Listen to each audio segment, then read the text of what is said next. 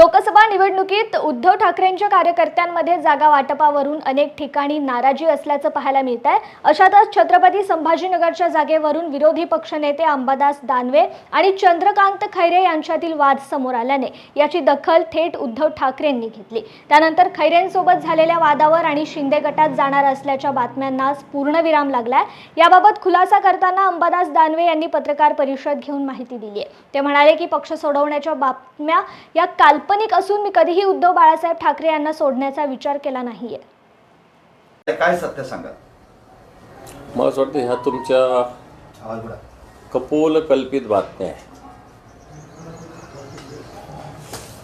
जसं आता आपण म्हणतो जे ना देखे कवी ते देखे रवी, आता तसं तुम्ही पत्रकार पाहू लागलेले आहेत।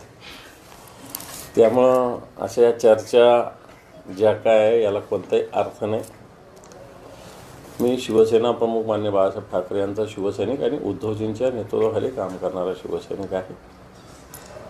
अशा सीट मिळतील नाही तर न मिळतील, निवडून येणं किंवा न येणं या विचाराला प्राधान्य न देता संघटनेच्या विचाराला घेऊन काम करणं, त्याच्यावर चालणं असा विचार मानणारा मी शिवसैनिक आहे।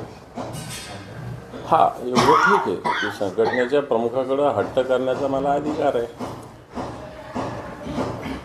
मला आग्रह धरण्याचा अधिकार आहे। शेवटी ते जे निर्णय घेतील तो मान्य करणं हे सुद्धा माझं